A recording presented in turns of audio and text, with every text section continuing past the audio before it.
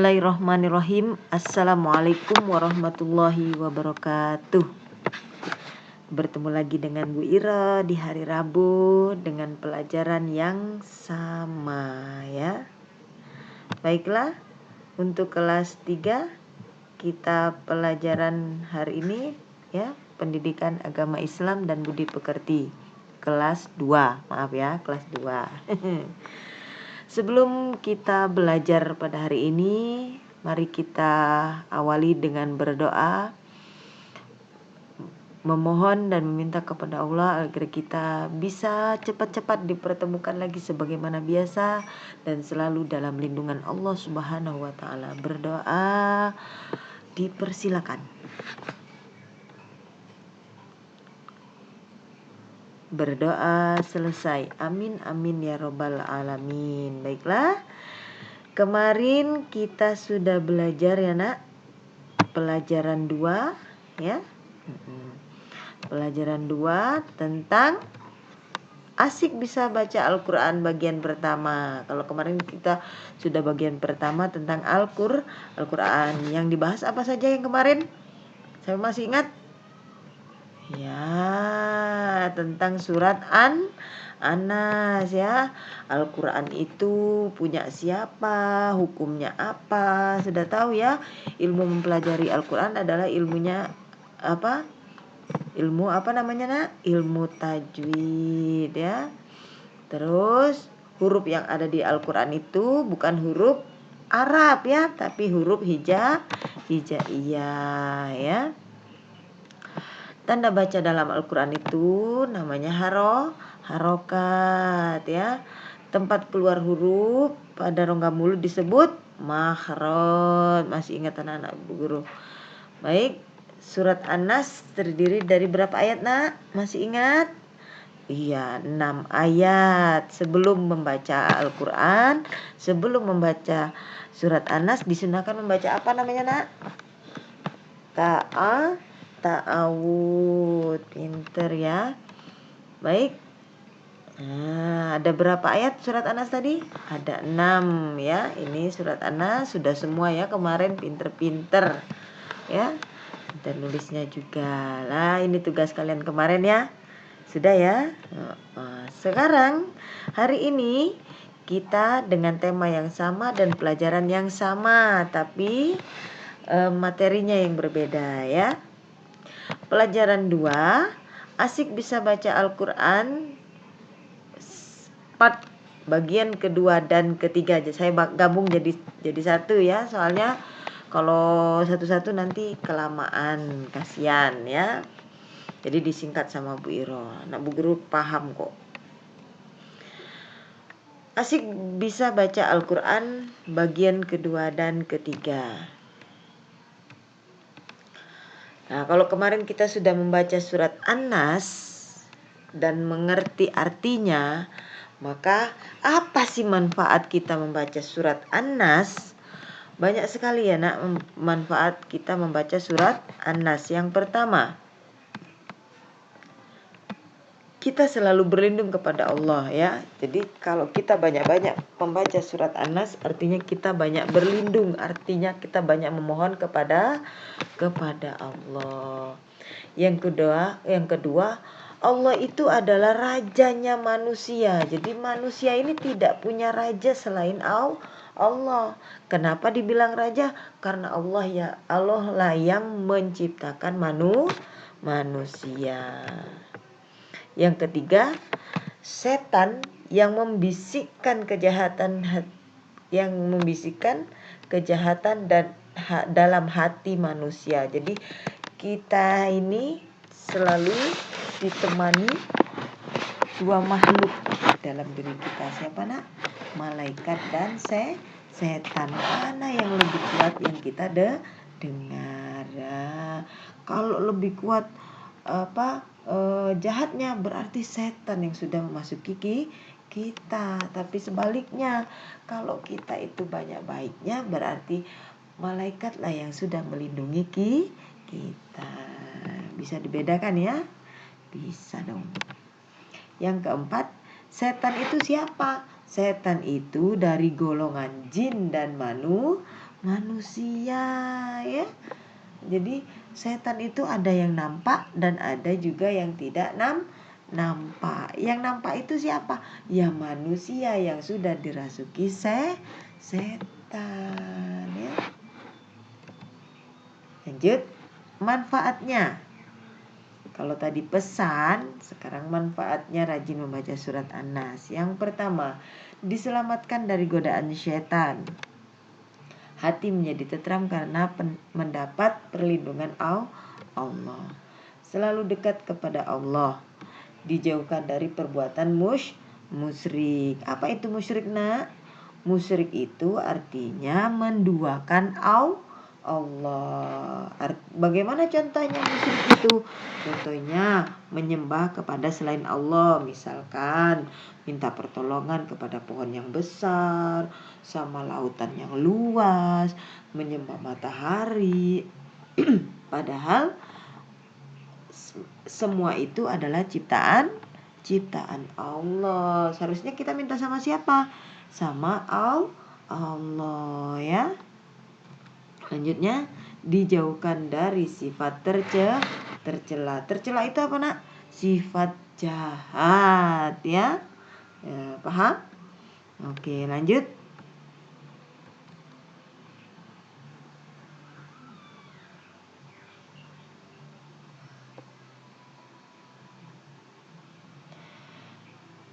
Agar bisa membaca Al-Quran dengan baik dan benar, harus memahami huruf Al-Quran dan tanda bacanya. Nah, kalau kamu ingin baca Al-Quran dengan baik dan benar, maka kita harus tahu hurufnya itu apa namanya, huruf hijaiyah, huruf yang ada di dalam Al-Quran itu ya.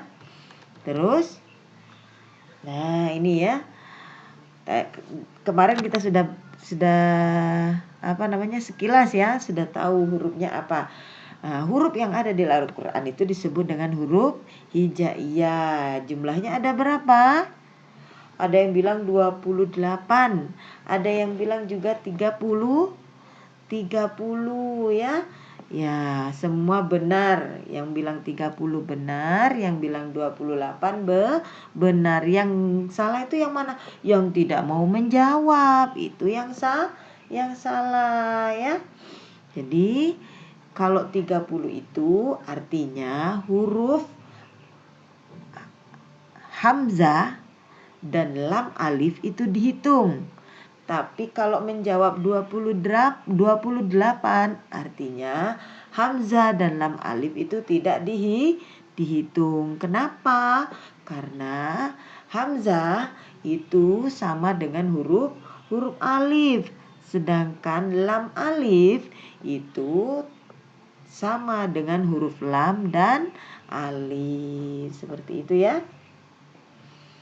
Dan tanda baca dalam Al-Quran disebut dengan harokat. Nah, ini huruf hijaiyah. Siapa tahu bacanya huruf hijaiyah? Kalau ini apa namanya? A. Jangan A. Kalau A itu dia sudah ada tanda baca di atasnya, itu namanya A.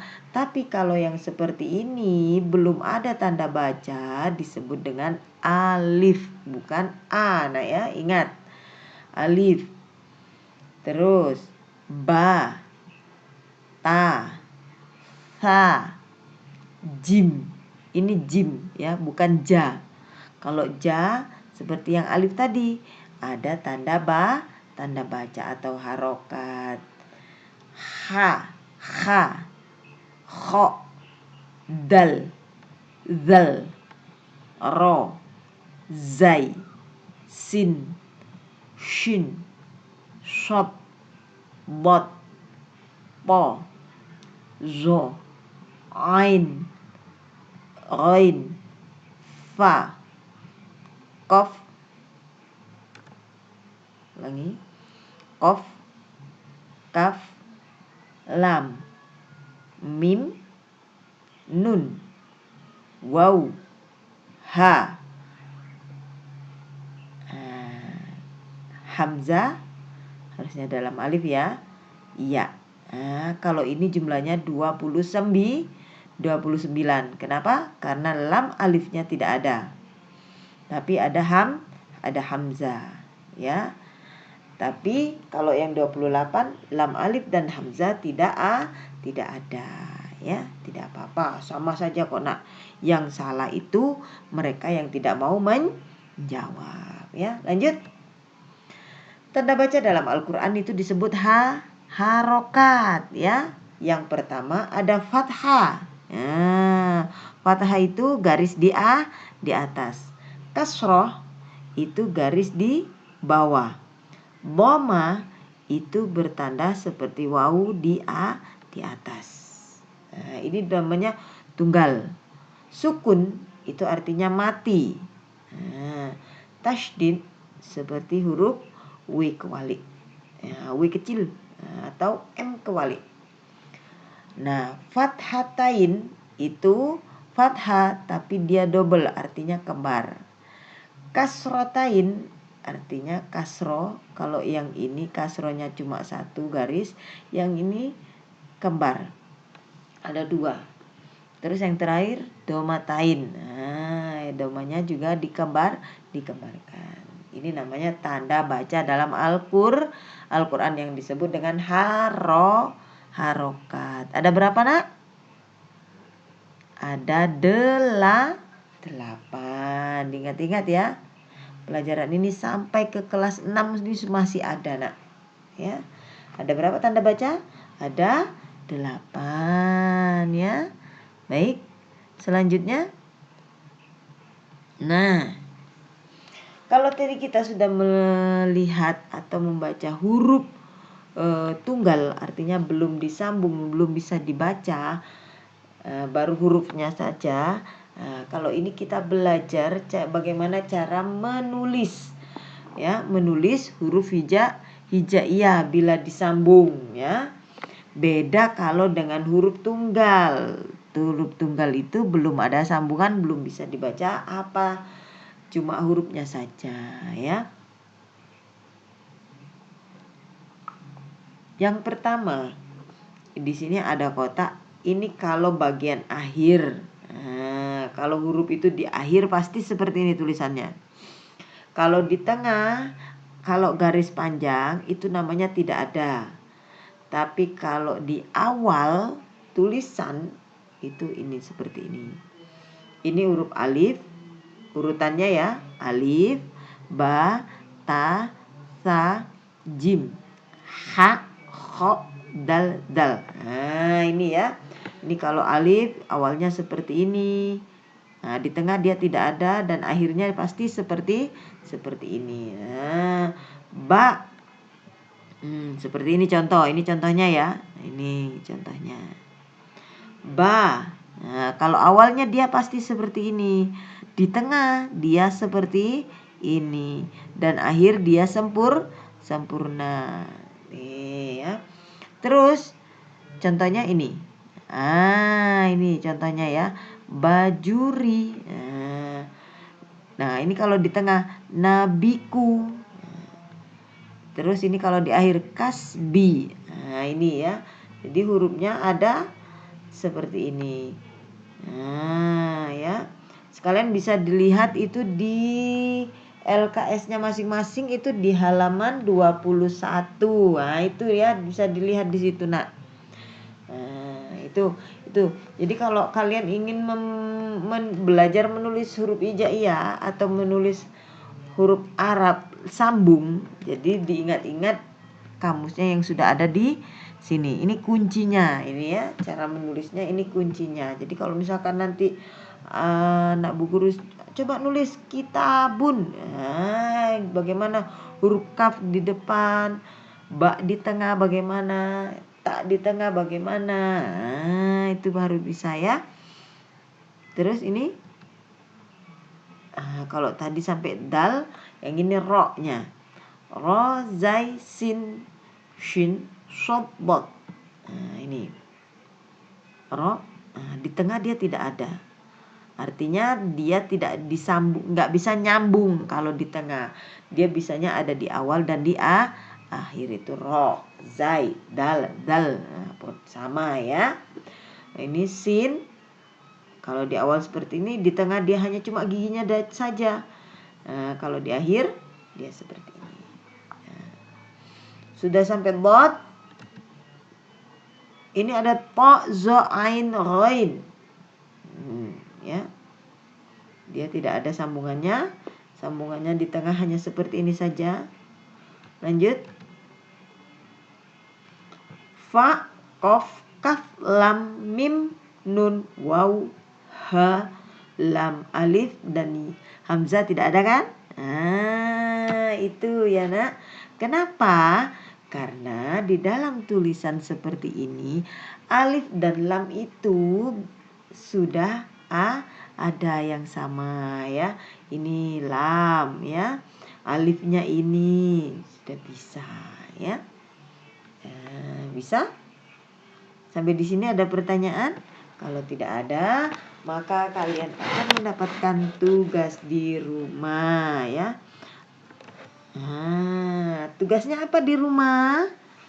Oke, setelah kita belajar hari ini tentang Al-Quran, pesan dan maknanya, dan kita tadi sudah belajar tentang huruf hijaiyah, cara menulisnya, maka tugas kalian di rumah hari ini yang pertama, kerjakan LKS halaman 12 yang di halaman 12 ya, yang D.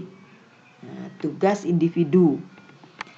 Tulis dengan tulisan huruf yang sesuai, jangan huruf Latin atau tulisan biasa. Ya, jadi nulisnya harus huruf hijaiyah. Tidak boleh diganti dengan huruf Latin. Jadi harus nulis sesuai dengan di situ. Nah, ya. Kalau nggak salah di situ soalnya apa itu? Keliru saya. Sebentar, Bu Iro buka dulu bukunya. Ya benar. Bismillahirrahmanirrahim. Nah, itu kamu teruskan. Jangan dijawab dengan tulisan Latin, tapi tulislah dengan sesuai dengan tulisnya itu. Ar-Rahman misalkan Ar-Rahim. Tulisan Arabnya bagaimana ditulis? Paham? Jadi tidak boleh memakai huruf Latin ya, kecuali jawaban titik-titik. Misalkan surat An-Nas ada titik-titik. Nah, itu dijawab baru pakai huruf Latin ya. Bisa ya? Itu yang pertama. Yang kedua, kalau sudah halaman 12 dikerjakan, kerjakan juga LKS halaman 17 sampai dengan 19 dan halaman 24 sampai dengan 25. Setelah itu, semua tugas tidak usah difoto. Ya, ingat ya. Jadi tugasnya semua itu tidak usah difoto, melainkan dikumpulkan pada hari Rabu depan, tanggal 19, paling lambat ditunggu sama Bu Iro sampai jam 11 siang. Oke? Kelas 2A dan 2B sama ya. Dikumpulkan semua bukunya paling akhir hari Rabu ya. Pokoknya terakhirnya jam 11 siang hari Rabu tanggal 19. Sampai sini ada pertanyaan? Kalau tidak ada, kurang lebihnya Bu Iro mohon maaf. Wabillahi taufik walhidayah, waridha wal inayah. Wassalamualaikum warahmatullahi wabarakatuh.